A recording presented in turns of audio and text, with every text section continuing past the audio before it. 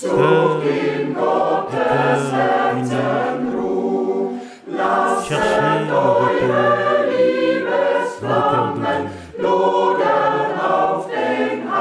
Laissez vos flammes d'amour flamber vers le Sauveur. Lui la tête et nous les membres. Lui la lumière et nous le cœur. Lui le maître et les frères. Il est à nous et nous sommes à lui. Venez, oh venez, vous enfants de la grâce, et renouvelez votre amour. Jurez à notre vainqueur l'amour et la fidélité du fond de votre cœur. Et si votre chaîne d'amour manque de solidité et de force, oh, implorez le secours de Jésus jusqu'à ce qu'il l'affermisse à nouveau.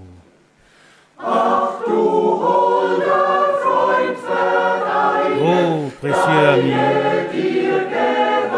unis les membres de ta famille qui te sont consacrés afin qu'ils s'unissent aussi cordialement que l'a voulu ta dernière volonté. Oui, unis dans la vérité que tu es toi-même dans ton essence. Tout ce qui est humilié par ta clarté. Amen.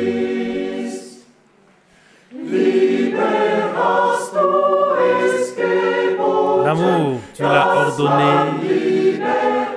ordonné qu'on pratique l'amour. Oh, fais donc vivre les esprits morts et inertes. Allume la flamme de l'amour afin que chacun puisse voir. Nous qui sommes d'une même tribu, nous représentons aussi un seul homme. Fais-nous être unis comme tu l'es avec le Père, jusqu'à ce qu'ici-bas, il n'y ait plus de membres détachés. Et c'est de ton feu que notre lumière tire son éclat. Ainsi, le monde reconnaîtra que nous sommes tes disciples. Amen. Chers frères et sœurs dans le Seigneur, nous saluons chaleureusement tous ceux qui sont maintenant connectés dans le monde entier. Commençons cette journée en nous souvenant du week-end dernier, lorsque nous avons célébré la Pentecôte. Je voudrais pour cela lire une parole de l'Écriture,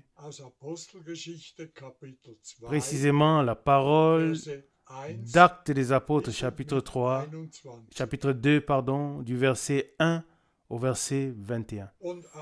Actes des Apôtres, chapitre 2, verset 1. Quand le jour de la Pentecôte fut arrivé, ils se trouvaient tous ensemble en un même lieu. Et tout à coup, il vint du ciel un bruit comme celui d'un vent impétueux, et il remplit toute la maison où il se trouvait. Verset 3. Des langues semblables à du feu leur parurent, se séparant, et dont une se posa sur chacun d'eux. Et ils furent tous remplis d'Esprit Saint et se mirent à parler en d'autres langues selon que l'Esprit leur donnait de s'exprimer. Verset 5. Or, il y avait des Juifs qui habitaient à Jérusalem, des hommes craignant Dieu, de toutes nations qui sont sous le ciel. Quand ce bruit eut lieu, verset 6, il s'assemblait un grand nombre et il fut troublé, car chacun les entendait parler dans sa propre langue. Alors, ils furent tous saisis d'étonnement et demandèrent, « Tous ces gens qui parlent ne sont-ils pas de la Galilée ?» Verset 8. « Comment se fait-il donc que nous les entendons parler chacun dans notre propre langue, celle dans laquelle nous sommes nés ?»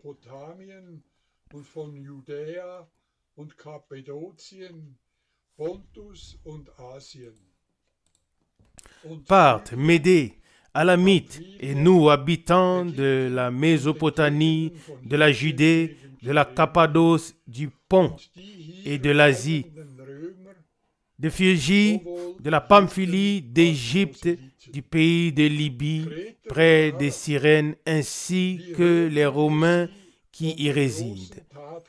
Juifs de naissance et païens ayant adhéré au judaïsme crétois et arabe, nous les entendons proclamer dans nos langues les grandes œuvres de Dieu. Ils étaient donc tous dans l'étonnement, et ne sachant pas que penser, ils se disaient les uns les autres, « Que veut dire ceci ?» Mais d'autres se moquaient et disaient, « Ils sont pleins de vin doux. » Verset 14. Alors Pierre se leva avec les 11 et s'adressa à eux en ces termes.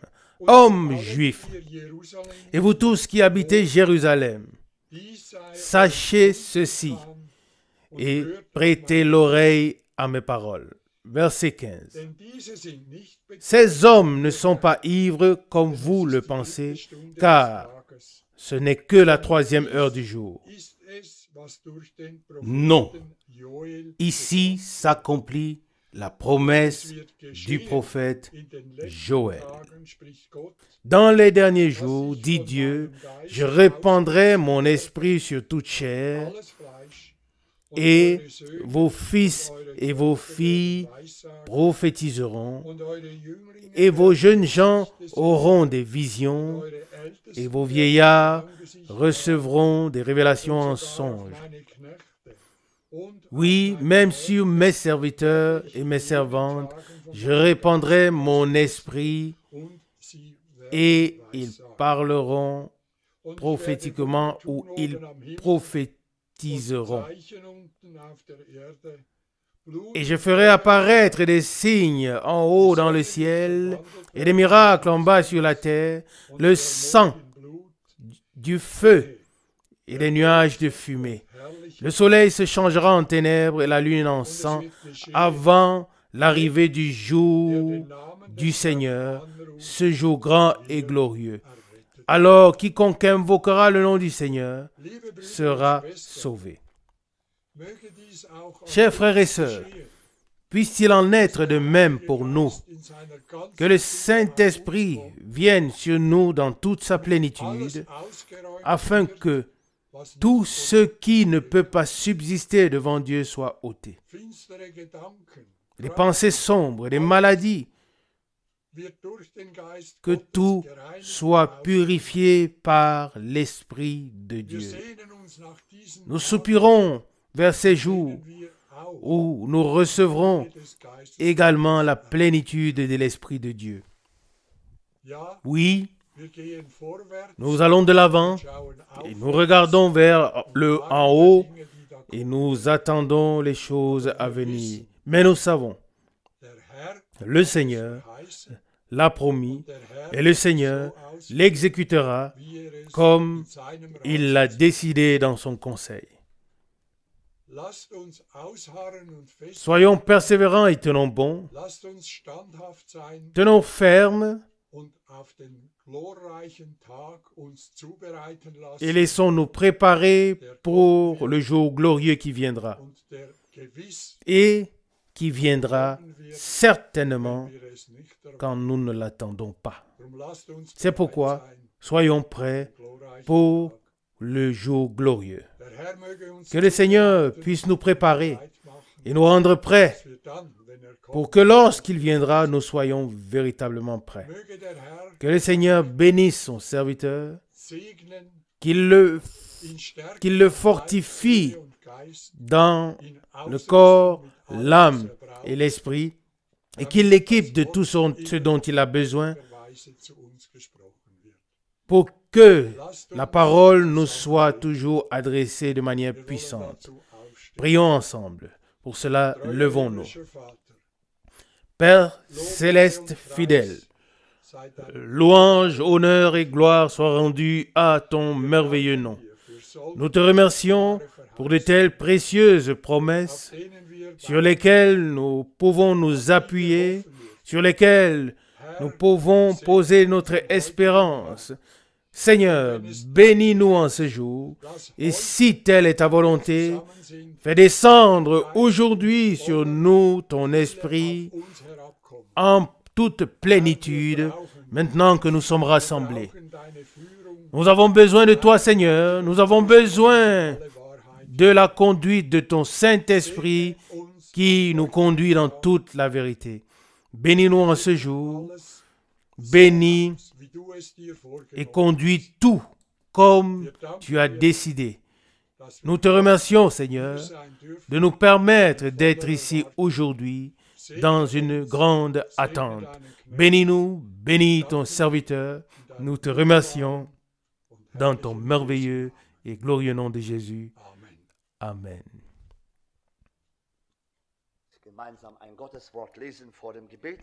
Lisons ensemble une parole de Dieu avant la prière. Je voudrais lire de Galates chapitre 5. Peut-être nous lirons tout le chapitre, il n'est pas long. Galates chapitre 5.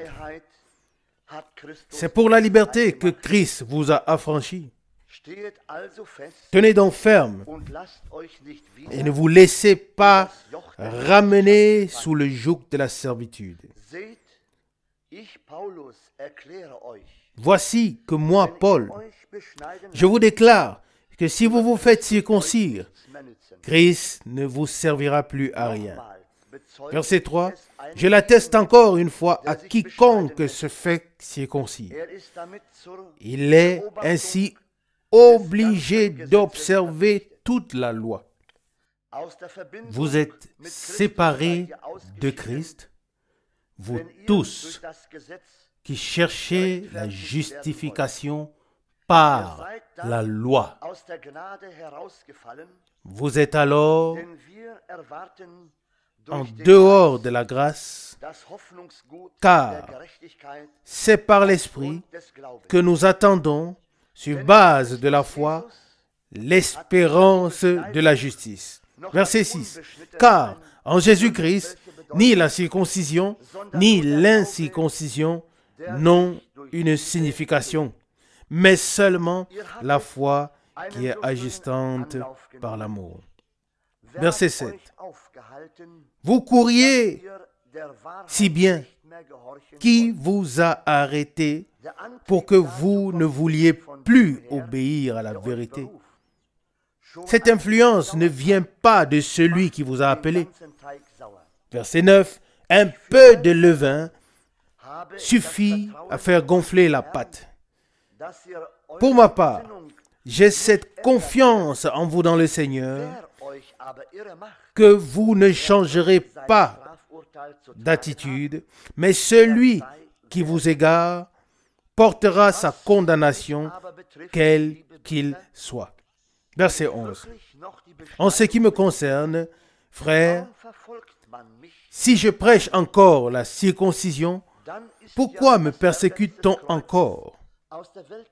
Alors, le scandale de la croix a disparu. Puisse-t-il être retranché?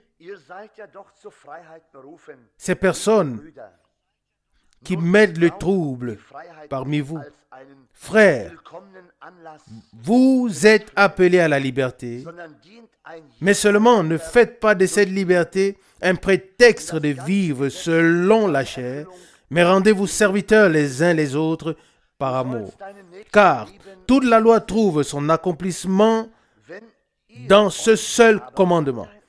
Tu aimeras ton prochain comme toi-même. Mais si vous vous mordez et vous dévorez les uns les autres, prenez garde que vous ne soyez détruits les uns par les autres. Verset 16. Je dis donc, marchez selon l'esprit et vous n'accomplirez pas les désirs de la chair.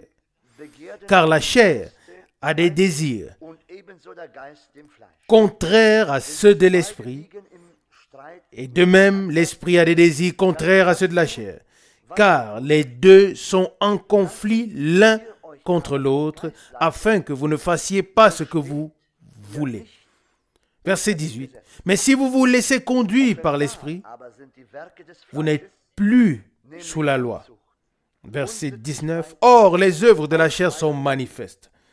Ce sont l'impudicité, l'impureté, la débauche, l'idolâtrie, la magie, les inimitiés, les querelles, les jalousies, les animosités, l'égoïsme, les discordes et les sectes, l'envie, l'ivrognerie, les excès de table et des choses semblables.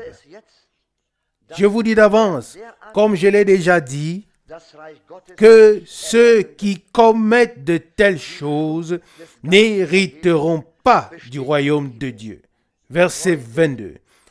Le fruit de l'esprit, au contraire, c'est l'amour, la joie, la paix, la patience, la bonté, la bienveillance, la fidélité, la douceur, la tempérance. Verset 23. La loi n'est pas contre de tels fruits.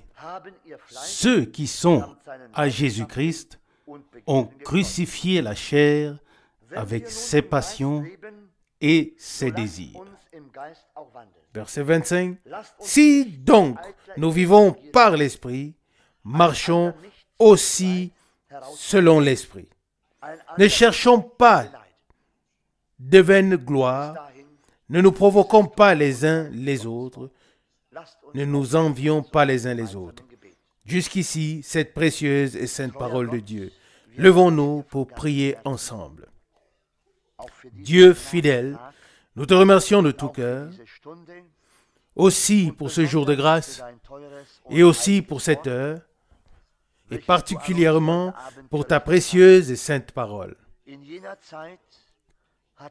Cette parole que tu nous as adressée ce soir. En ce jour, en ce temps, Paul a adressé cette parole aux Galates. Mais nous savons que cette parole a gardé la même puissance et la même validité, ô Seigneur. Tu nous as fait grâce et tu nous as conservé ta parole jusqu'à cette heure, jusqu'à cet instant. Et aujourd'hui, tu me parles, tu nous parles à tous par ta précieuse et sainte parole. Dieu fidèle, fais-moi grâce et fais grâce à chacun de nous afin que nous retenions toutes les paroles que tu as données par tes serviteurs et apôtres, afin que nous les observions, afin que nous les mettions en pratique, afin que nous les vivions, ô Dieu, car nous voulons entrer dans ton royaume, nous voulons entrer dans ta gloire. Et tu as mis devant nous les choses qui ne peuvent pas subsister devant toi, ô Dieu. Fais grâce dans ma vie, Seigneur. Fais grâce dans nos vies à tous. Là où nous ne sommes pas comme tu veux que nous soyons, purifie-moi, purifie-nous. Nous venons tels que nous sommes et nous te prions, fais-nous grâce. Aide-nous tous. Enlève toute erreur, enlève toute impureté, toute souillure, ô Seigneur. Peut-être qu'à nos propres yeux, nous nous sentons peut-être bien. Ô Dieu fidèle, accorde-nous la grâce de nous voir dans le miroir de ta parole et de ne pas regarder à ce qui est bien en nous, mais regarder dans le miroir de ta parole et que nous voyons qu'il n'y a rien de bon en nous. Aie pitié de nous, aie pitié de nous tous. Nous te prions d'être avec nous en cette heure et continue à nous parler, ô Dieu, et bénis tous ceux qui n'ont pas pu être ici.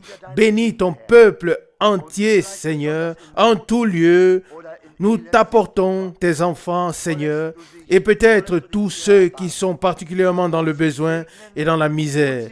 Ô Dieu, que tu aies pitié d'eux, que tu puisses les bénir et que tu puisses les rendre heureux.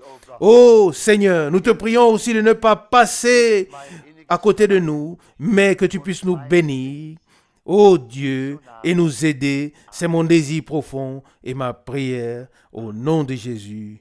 Amen. Amen. Louange et remerciements soient rendus au Seigneur. Je dois presque sourire, mais nous avons entendu une parole si puissante, et cela avant la prière. Une parole de Dieu avant la prière devrait nous encourager à prier, nous inviter, nous introduire dans la prière. Mais la parole que nous avons entendue nous invite à une telle introspection, interrogation qui cherche son pareil. Mais nous acceptons tout comme cela vient. Peut-être il s'agit d'une heure d'exhortation, une heure d'examen. Et qu'est-ce qui nous est plus nécessaire que cela maintenant? Vous savez que j'ai rédigé une lettre circulaire et j'ai voulu faire un bilan avec le passé. Et je me suis profondément choqué, j'ai été profondément choqué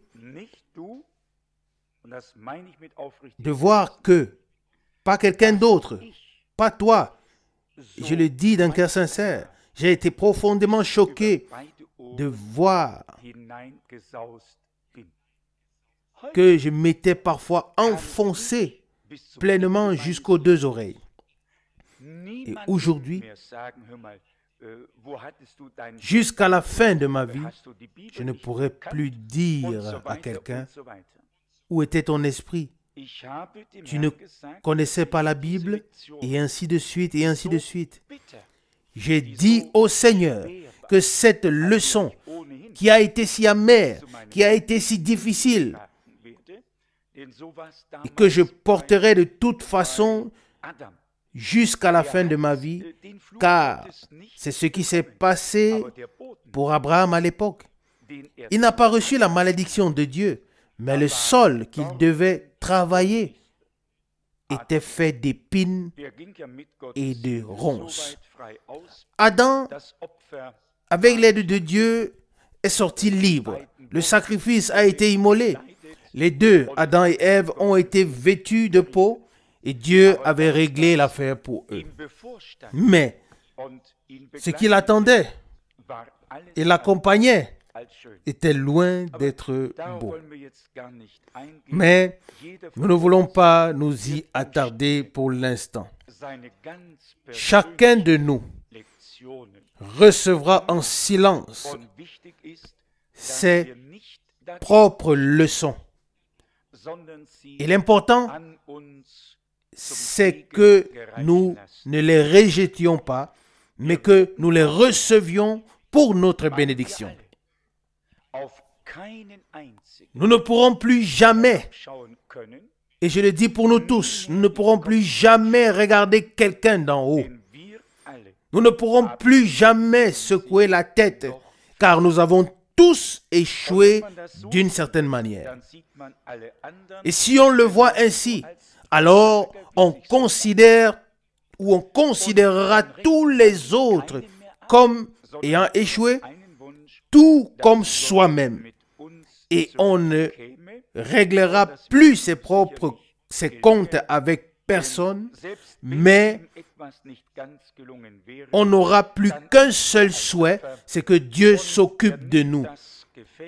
Et il y parviendra certainement, car même s'il ne réussissait pas entièrement quelque chose, il est un potier et il prend le vase et le place sur la tour du potier et alors il n'y a pas de débris comme chez nous, mais une belle masse qui peut être reformée. Ne me demandez pas comment c'est possible pour Dieu, c'est ainsi, car nous avions déjà appris cela du prophète Jérémie en ce lieu, que le Seigneur est capable de le faire. Il est littéralement écrit que si un vase ne lui plaît pas ou ne lui réussit pas, il en façonne un autre. Avec nous, il n'y a que des débris, des morceaux, et il n'y aura plus jamais un vase. Mais avec Dieu, il n'y a pas de débris, mais un nouveau vase utilisable qui peut servir pour la bénédiction. Nous avons lu une parole, comme je l'ai déjà dit, qui nous met tous à terre, mais qui nous relève aussi. Ça, c'est la manière de Dieu de réprimander, mais aussi de consoler. C'est toujours comme ça. Dieu ne laisse aucun homme dans le désespoir. Quand il doit réprimander quelque chose, il le fait parfois avec toute la dureté, mais il le fait pour nous aider. Et à chaque fois, au milieu de ce que Dieu dit, il y aura toujours une consolation, un espoir. Nous ne connaissons pas Dieu autrement. Certes, si nous prenons cette écriture au sérieux, il n'y aura personne qui en sortira indemne. Aucun d'entre nous ne pourrait dire « Seigneur, j'ai pratiqué toutes ces choses depuis la jeunesse. » Et celui qui dit cela au Seigneur est déjà en bas aujourd'hui. Est-ce que c'est vrai? Avez-vous lu la dernière prédication de Frère Branham où elle n'est pas encore sortie? Là, il est parlé de l'homme riche et du pauvre jeune. Ce sermon. L'homme qui a dit, « Seigneur, j'ai pratiqué toutes ces choses depuis ma jeunesse. » Et il est en bas. Il est en bas. Et beaucoup d'autres sont en haut. Alors, le plus important n'est pas que nous disions, « Bien-aimé Dieu, tout cela, peu importe celui que ça concerne ici, mais moi, comme je l'ai dit, je ne me sens pas concerné par cela. » Si tel est le cas, je vous conseillerais de rester à la maison. Car si tant de justice propre nous anime, alors je ne sais pas si Dieu peut nous interpeller encore une fois. Seulement, celui qui a pris la parole de Dieu, seulement à qui la parole de Dieu s'adresse véritablement au plus profond de son cœur, Dieu a encore quelque chose à faire avec lui. Si sa parole n'a plus rien à nous dire et ne nous interpelle plus, alors je ne sais pas ce qui doit encore se passer ou ce que Dieu va encore faire. Ici, il nous est dit très clairement que la chair a des désirs contraires à ceux de l'esprit et que l'esprit a des désirs contraires à ceux de la chair. Galates 5, verset 17. L'un est divin, que nous le croyons ou non, mais l'autre est diabolique. Et entre les deux se trouve l'homme. L'homme est animé soit par l'esprit, soit par les esprits. L'un est l'esprit de Dieu, duquel proviennent tous les fruits de l'esprit, et les autres sont les esprits. Mais pour rendre cela peut-être un peu plus clair, prenons une parole de l'épître de Jacques que nous avons aussi assez souvent lu, juste pour montrer que ce n'est pas seulement l'homme, mais que c'est l'ennemi qui fait son œuvre. Jacques chapitre 3, à partir du verset 14. Mais si vous nourrissez dans votre cœur une jalousie amère et un esprit de dispute, ne vous glorifiez pas et ne vous mentez pas contre la vérité. Verset 15. Ce n'est pas la sagesse qui vient d'en haut, mais c'est une sagesse terrestre, charnelle, diabolique. Nous pourrions penser qu'une telle sagesse est notre sagesse. Non, non, non. Nous ne sommes pas si intelligents, nous tous. Si ces qualités destructrices, une jalousie amère, un esprit de dispute, c'est comme l'alcoolisme, c'est comme le tabagisme et tout ce qui vient encore comme addiction, et que nous le voulions ou non. Mais il y a 100 ans, personne ne connaissait encore toutes ces addictions. Mais ces dernières années, de nombreux mouvements ont eu lieu sur la terre. Et une dépendance, une addiction s'est répandue. Et si les croyants sont eux aussi dépendants, que ce soit qu'ils aiment les disputes ou les discordes ou quelle que soit la nature de l'addiction, alors quelque chose ne va pas. Alors, il y a un démon qui est présent et rien d'autre. Et j'arrive au point où je commence à croire qu'une véritable conversion doit être liée à une expulsion du diable, des démons. Pourquoi le Seigneur a-t-il dit, dans l'ordre des missions, chasser les démons? Déjà dans Matthieu chapitre 10, et dans Marc chapitre 16 et partout ailleurs. Et quand il y a des choses comme ça, et je voudrais vous rappeler que quand Frère Branham a donné cette comparaison avec le fait de fumer et de boire, il dit, c'est un démon qui est dans ces gens, qui provoque cette dépendance, cette addiction. Et ensuite, il les pousse à faire ou à vouloir satisfaire cette dépendance, cette addiction.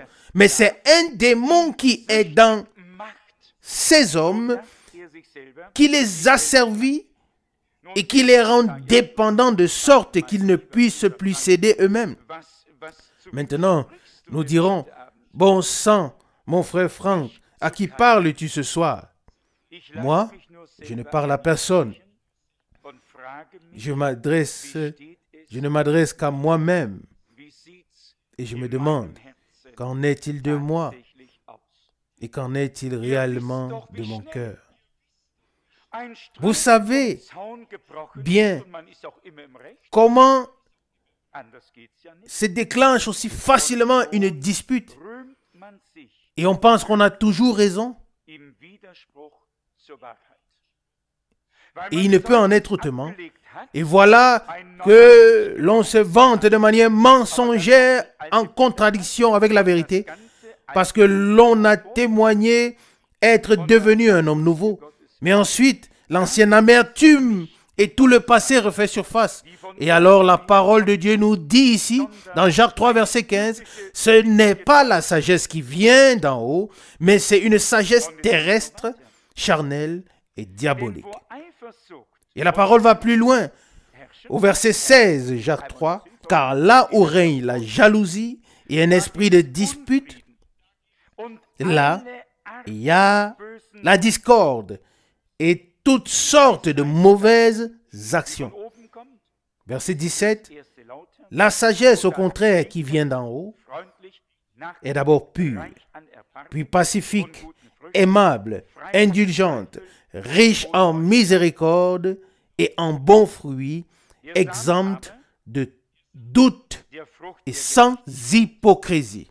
Verset 18, mais le fruit de la justice est semé dans la paix pour ceux qui recherchent la paix. Et nous voici revenus à notre sujet. Je me pose maintenant la question. Devons-nous prendre ou faire de nouvelles résolutions? Alors je pense à une très vieille prédication d'un vieil évangéliste qui criait d'une voix puissante en disant « Le chemin de l'enfer est pavé de bonnes intentions. » Et cela remonte à plus de 30 ans lorsque j'ai entendu cela, mais ça reste dans ma pensée. Pas les résolutions ou les intentions, pas ce que nous décidons de faire, car nous pouvons le faire toute notre vie, mais cela ne produira rien. Il faut véritablement que quelque chose se passe en nous, quelque chose par laquelle cette dépendance, cette addiction, ces choses qui ne sont pas de Dieu soient ôtées de nous. Nous ne pouvons pas seulement nous contenter de les étouffer ou de les refouler ou de faire comme si elles n'existaient pas, mais elles doivent être ôtées. Et je pense que Dieu doit faire quelque chose. Mais avant que cela ne puisse arriver, nous devons avoir compris que nous ne pouvons pas subsister devant lui ainsi, que nous ne pouvons pas mettre un morceau de tissu neuf après l'autre sur un vieux vêtement, sinon tout se déchirera un jour, mais que quelque chose de nouveau doit se produire. Alors, pas simplement de nouvelles et de bonnes résolutions et intentions, mais une nouvelle expérience profonde avec Dieu. Qui a ce désir? Qui est-ce que ça interpelle encore? À qui la parole de Dieu s'adresse encore aujourd'hui? Et il nous est dit ici, verset 17, car, Jacques chapitre 5, verset 17, car la chair a des désirs contraires à ceux de l'esprit, et de même l'esprit a des désirs contraires à ceux de la chair. Un va-et-vient constant, un combat.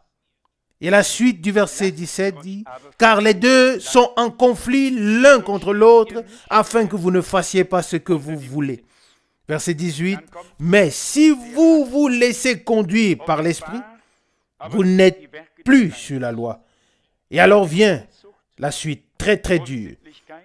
Verset 29, verset 19, « Or les œuvres de la chair sont manifestes.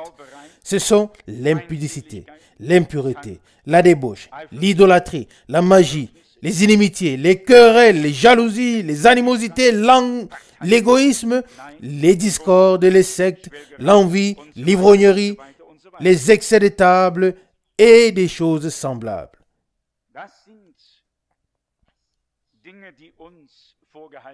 Je vous dis d'avance, comme je l'ai déjà dit, que ceux qui commettent de telles choses n'hériteront pas du royaume de Dieu. Ce sont des choses qui nous sont reprochées après une longue période de vie de foi. Et je pense que nous devrions prendre cela au sérieux. Peut-être que Dieu, et pas seulement peut-être, mais je pense que Dieu a bien voulu cela ainsi pour nous secouer, pour nous faire prendre conscience de l'urgence de l'expérience avec Dieu. Que nous puissions simplement dire, Seigneur, ce n'est pas possible. Vous savez à quelle vitesse les gens prennent parti, à quelle vitesse l'envie s'installe, à quelle vitesse toutes ces choses sont là. Et puis il est déjà trop tard. Au moment où ces choses se manifestent,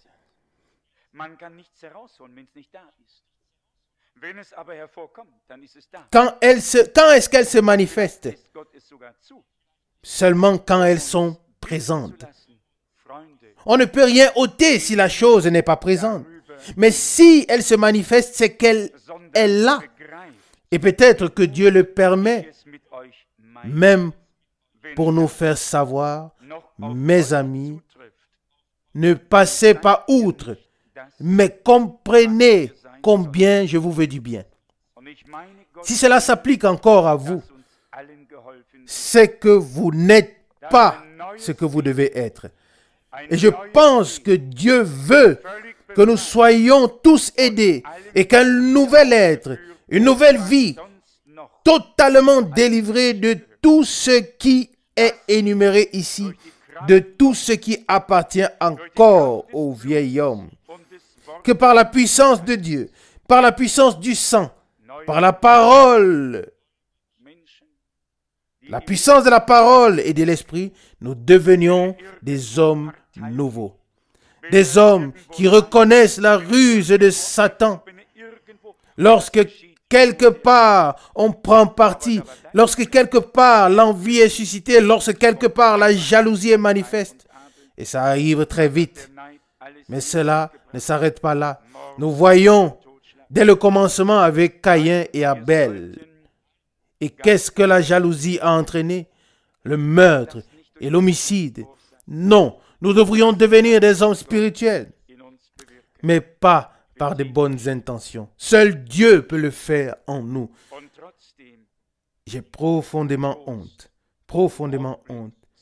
mais cependant, je suis confiant,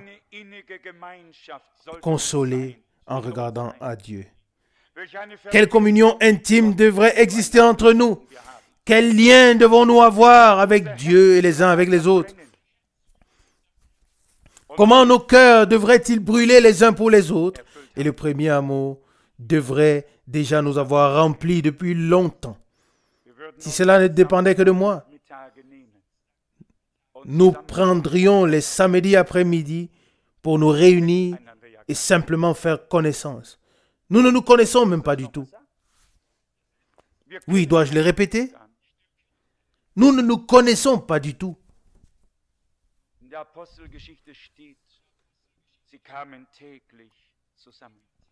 Et dans les Actes des Apôtres, il est dit, ils se réunissaient tous les jours.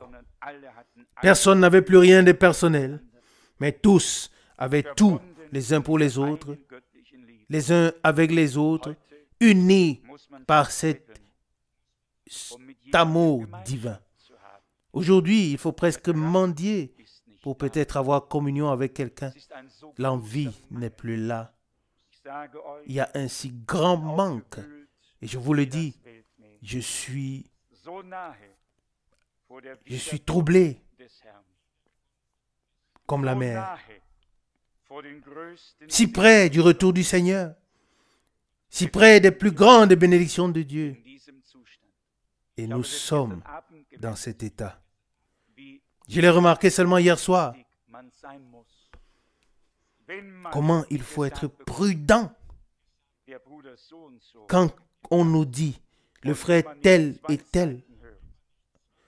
Et si on n'écoute pas les deux côtés, alors c'est quelque chose d'un seul côté. Et vous savez, c'est quelque chose à sens unique. C'est toujours de travers, toujours de travers. Le mieux, c'est qu'on n'écoute rien du tout. Le mieux, c'est de remettre tout au Seigneur et de garder sa langue en bride. C'est ce qu'il y a de mieux. Mais nous sommes encore sur la terre et les choses vont se présenter en nous. Que ferons-nous alors? Dieu peut-il nous utiliser et nous préserver dans de telles situations? Si seulement nous pouvions arriver à ce que le Seigneur délimite le domaine de chacun et que nous sachions exactement ce qu'il en est. Je suis responsable de ceci et c'est là que s'arrête mon domaine de compétence. Et ça, c'est le domaine du frère et de la sœur ou de qui que ce soit.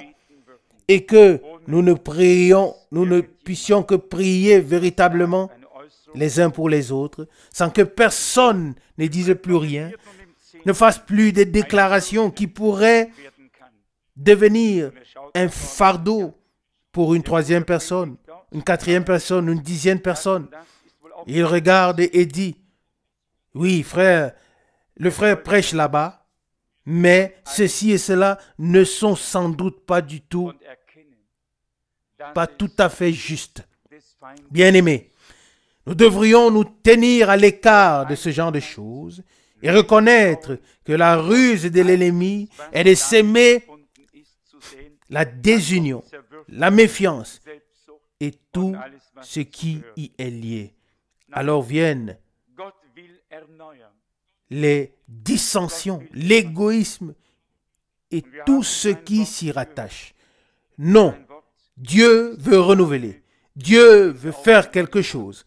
Et nous avons entendu sa parole. Sa parole est la semence que nous avons reçue. Et personne de lui-même ne pourra produire les fruits de l'Esprit. Laissez-moi vous le dire.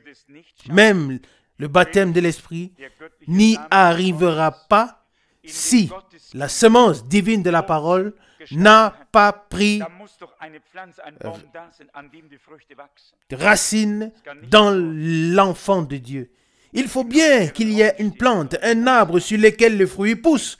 L'arbre ne peut pas se tenir dans le vide, mais doit être profondément enraciné. Et s'il est écrit ici, Galates 5, verset 22, le fruit de l'esprit au contraire, c'est l'amour, la joie, la paix, la patience, la bonté, la bienveillance, la fidélité, la douceur, la tempérance. Des choses qu'on ne peut pas produire, mais que Dieu a apportées en Christ.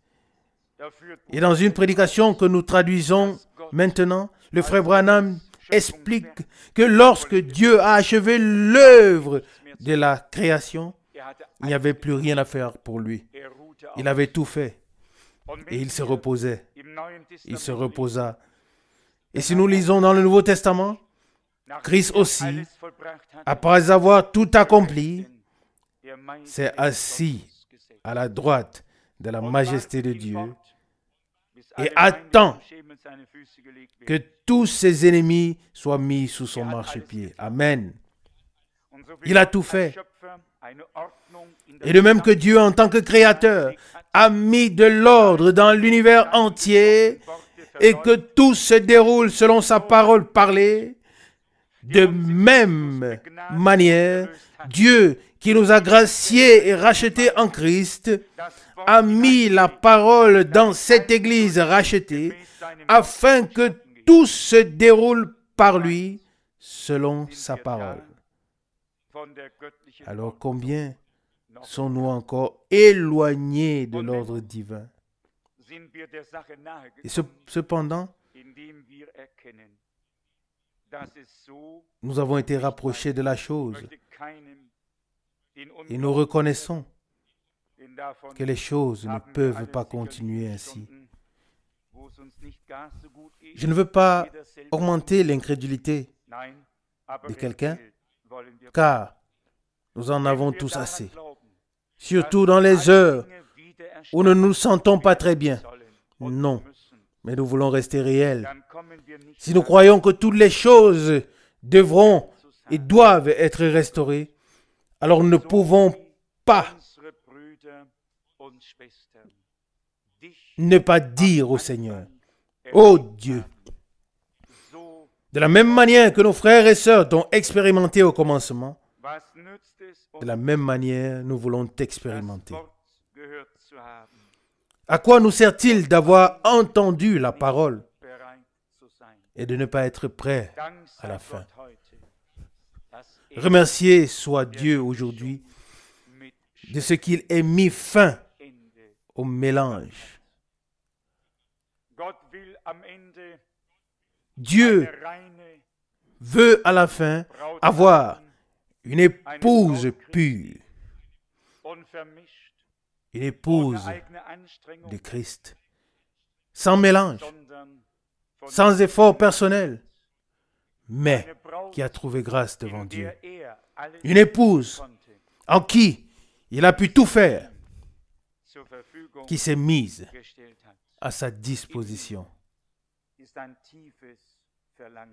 Il y a en moi un désir profond que Dieu puisse nous faire grâce encore une fois. Amen. Dans le vrai sens du terme, et qu'il puisse faire ce qui manque encore en chacun de nous.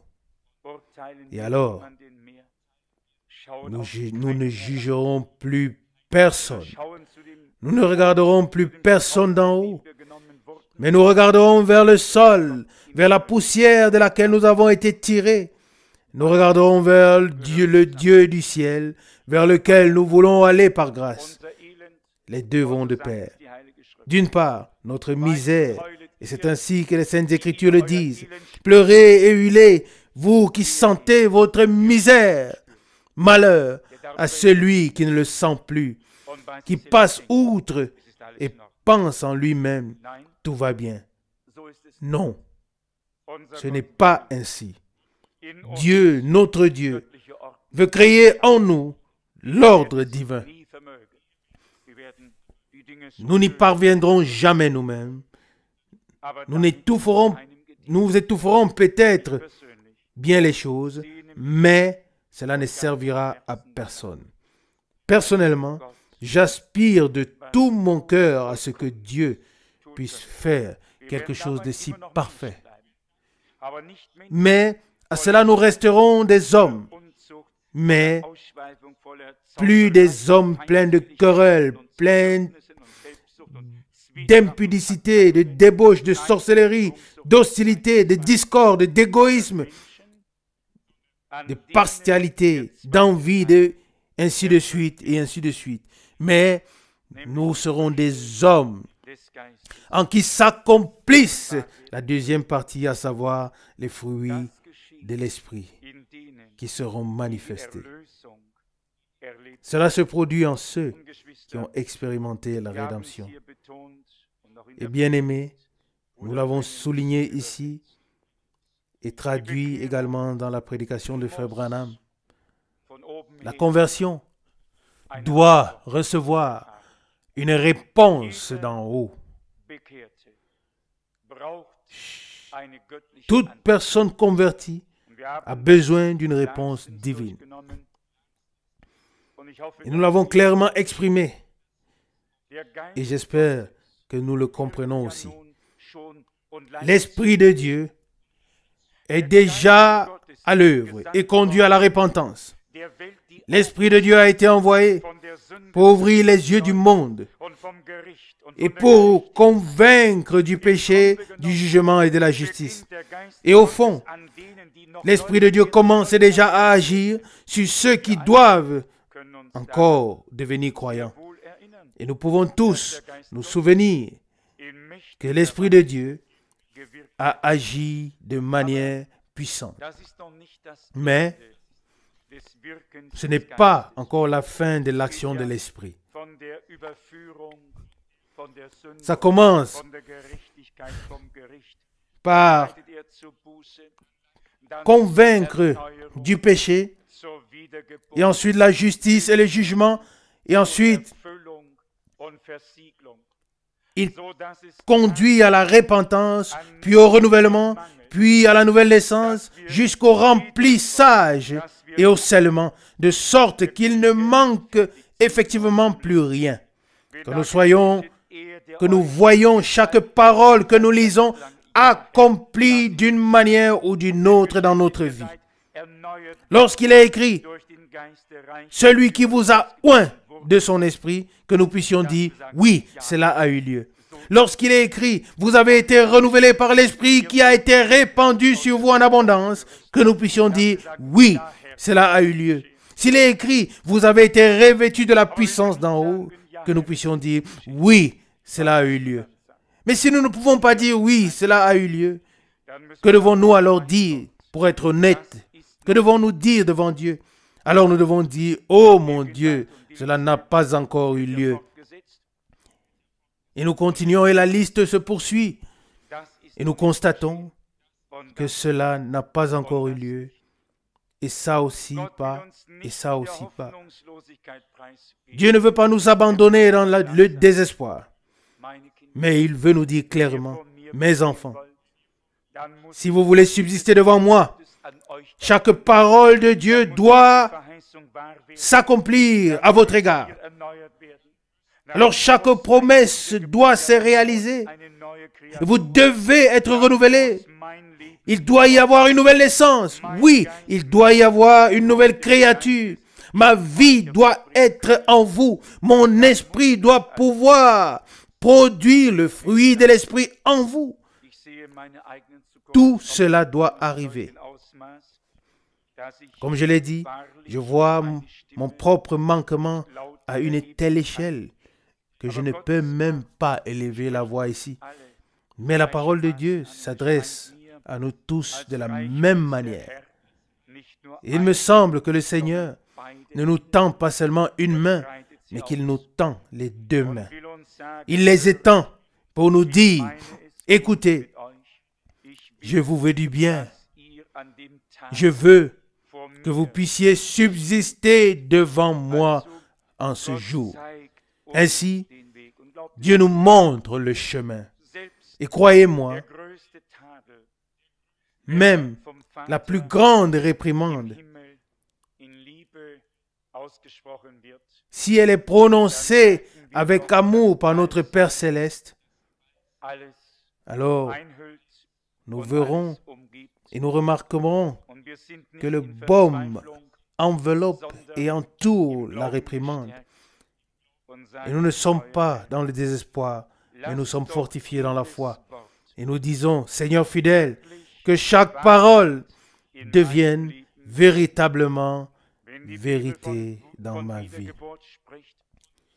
Quand la Bible parle de la nouvelle naissance, nous disons, Seigneur, je veux faire l'expérience telle qu'elle est écrite dans le livre de Dieu et comme tu l'as conçu lorsque tu as posé cette exigence.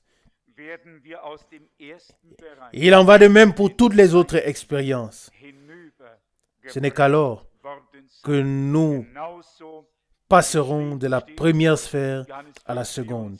Tout comme il est écrit probablement dans Jean chapitre 5 verset 24, un passage biblique que frère Branham citait toujours avec amour. Notre Seigneur a dit, celui qui croit en moi est passé de la mort à la vie.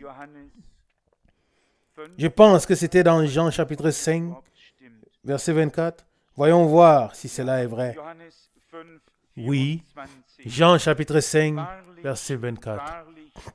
En vérité, je vous le dis, celui qui écoute ma parole et croit à celui qui m'a envoyé a la vie éternelle. Et il ne vient pas en jugement, mais il est passé de la mort à la vie. Amen. Mais cela ne change rien au fait qu'il est ensuite quand même écrit, et cela dans l'épître aux Éphésiens au chapitre 4, à partir du verset 23, Éphésiens 4, verset 23, que vous soyez renouvelés au plus profond de votre vie spirituelle, verset 24, afin de revêtir l'homme nouveau, créé selon Dieu dans la justice et la pureté véritable. Et ensuite, il nous est dit, verset 25, c'est pourquoi rejetez le mensonge et dites la vérité, chacun à son prochain, car nous sommes en effet membres les uns des autres. Verset 26, si vous vous mettez en colère, ne péchez pas en cela, ne laissez pas le soleil se coucher sur votre colère et ne donnez point accès aux calomniateurs. Que le voleur ne vole plus, mais qu'il travaille dur et qu'il acquiert le bien par le travail de ses mains. Oui, tout ce qui peut encore s'y trouver. Le plus important aussi est le verset 25 de Galates chapitre 5. Galates chapitre 5, verset 25. Si donc nous vivons par l'Esprit, marchons aussi selon l'Esprit. Il est effectivement possible que nous puissions vivre la vie de l'Esprit dans notre marche quotidienne par le fruit de l'Esprit par grâce. Car c'est de cela qu'il s'agit. Verset 25 de Galates 5. Si nous vivons par l'Esprit, marchons aussi selon l'Esprit. Verset 26. Ne recherchons pas de vaine gloire. Ne nous provoquons pas les uns les autres, Ne nous envions pas les uns les autres. On remarque déjà où l'esprit s'arrête, où la marche par l'esprit s'arrête et où le propre moi reprend le dessus. On se laisse sortir.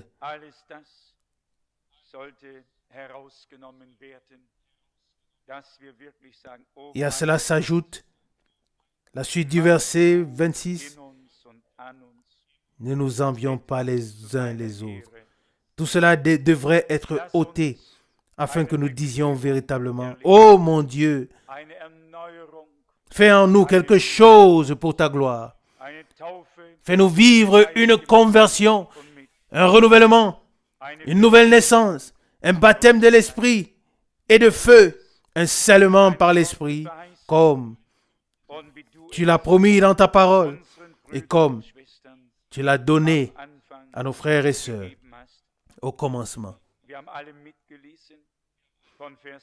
Nous avons tous lu dans le verset 13, Galates 1, verset 13, frères,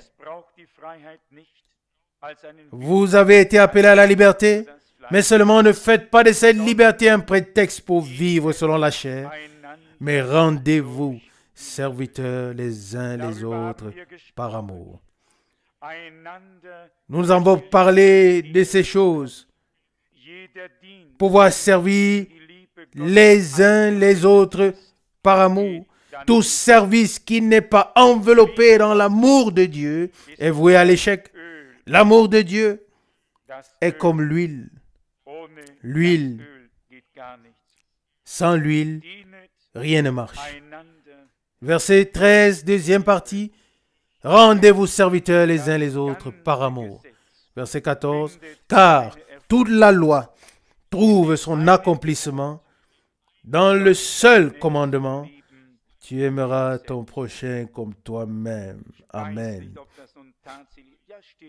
Je ne sais pas si c'est écrit. Oui, c'est écrit dans le sermon sur la montagne. Ce que vous voulez que les hommes fassent pour vous, faites-le d'abord pour eux.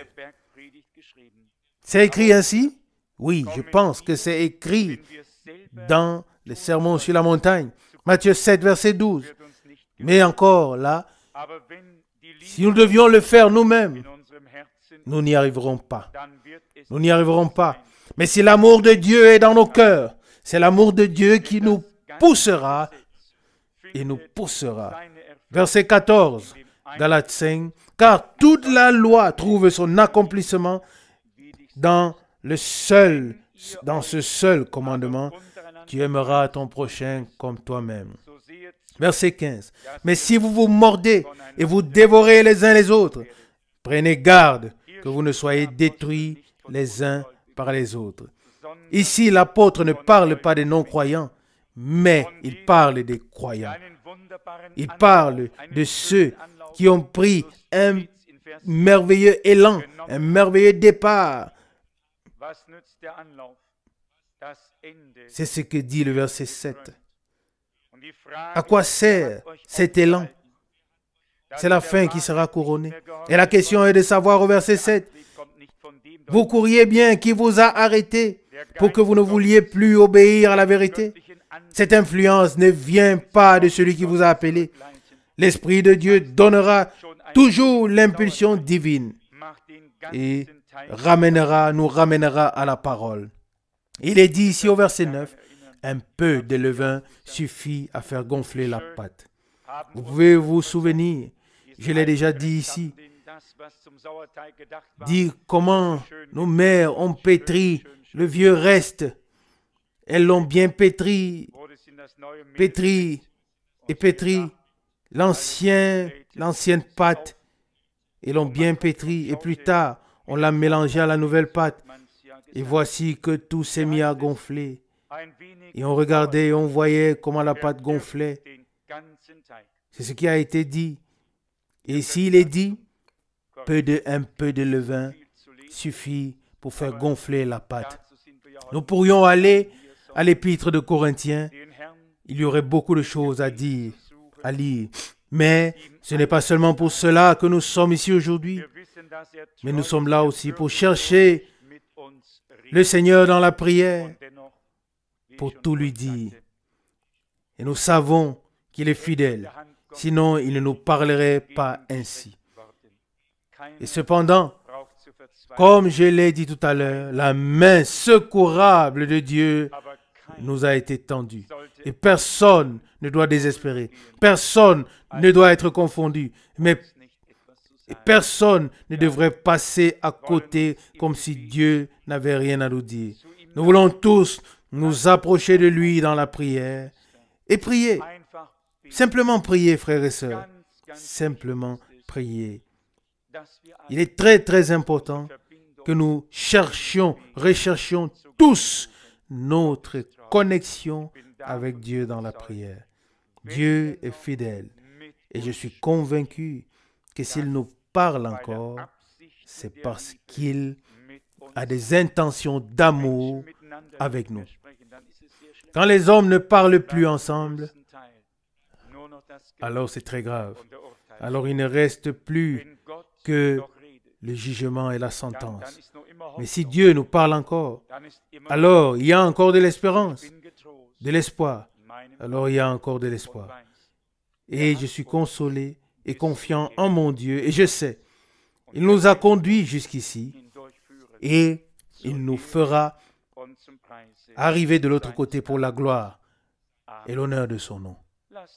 Amen.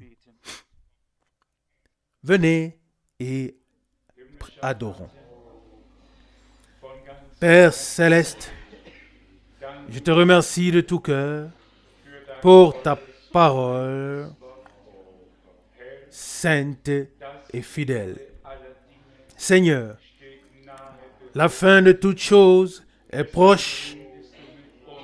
C'est pourquoi tu nous parles d'une manière si claire. Nous avons pris un bel élan. Seigneur, nous avons été arrêtés.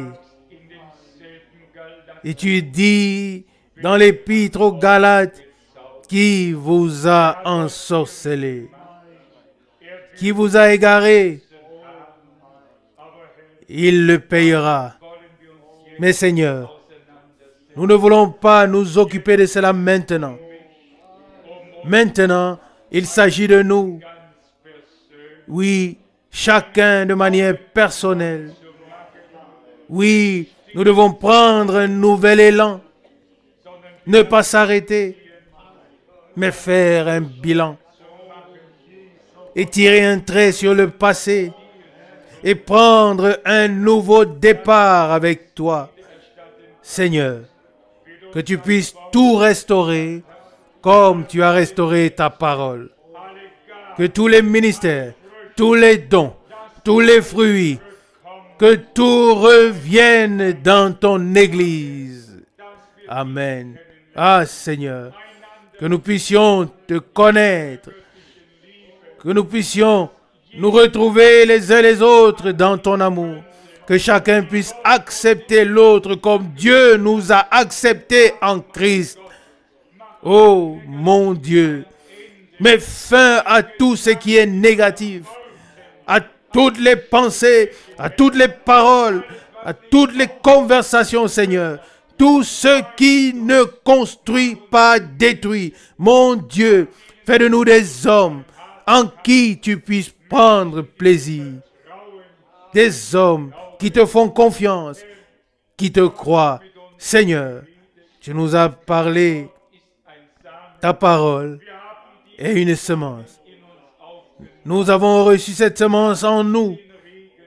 Fais maintenant venir la pluie pour que la semence puisse se manifester. Seigneur, j'ai cette foi qu'à la fin de cet âge, tu auras une récolte selon les semailles de ta parole parfaitement révélée. Amen. Je te remercie pour cela et je veux croire, Seigneur, qu'à la fin, tous les obstacles auront été enlevés. Et tu es mon témoin, ô Dieu. C'est ainsi que j'ai eu cette vision.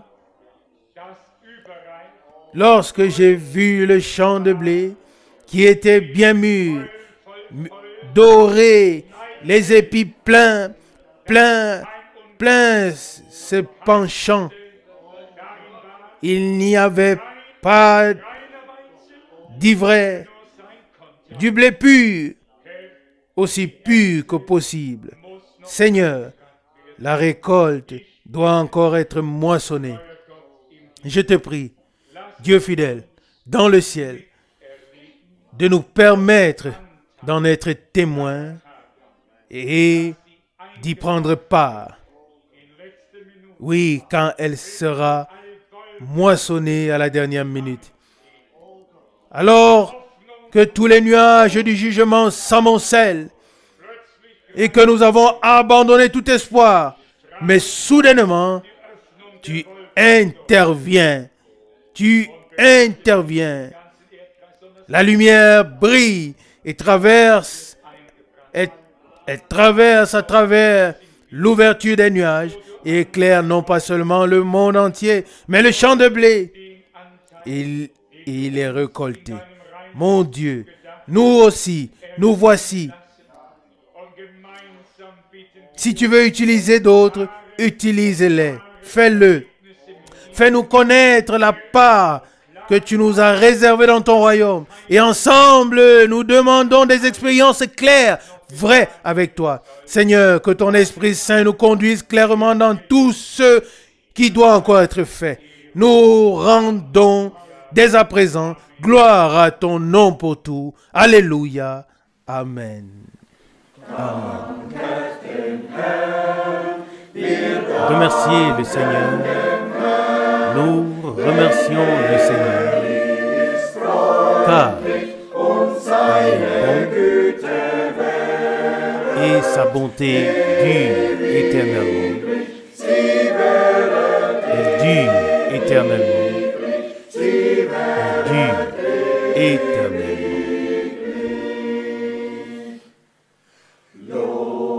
Louez le Seigneur. Oui, loue le Seigneur, mon âme. N'oublie pas le bien qu'il t'a fait. Amen. N'oublie pas le bien qu'il t'a fait. N'oublie pas le bien qu'il t'a fait.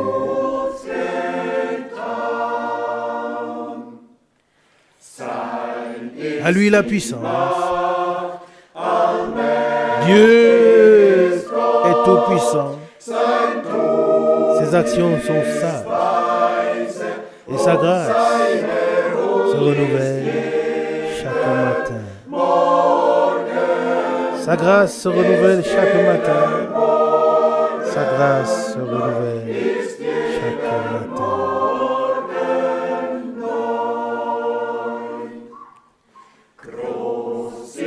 Le Seigneur est grand. Oui, le Seigneur est grand. Son nom est saint. Et toute la terre est pleine de sa gloire. La terre est pleine de sa gloire. La terre est pleine de sa gloire. La terre est pleine de sa gloire.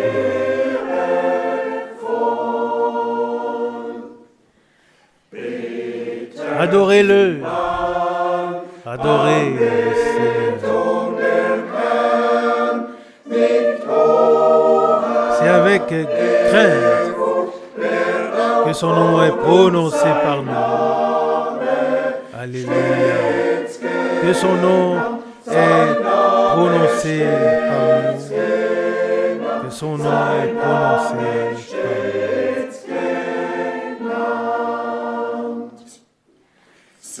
Chantez le Seigneur.